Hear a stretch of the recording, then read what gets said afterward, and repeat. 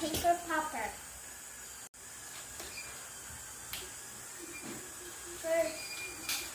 First you get one pieces of A4 size paper.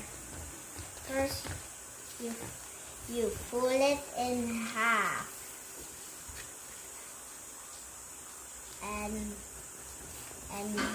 here, so what do you think? So you fold it in half, and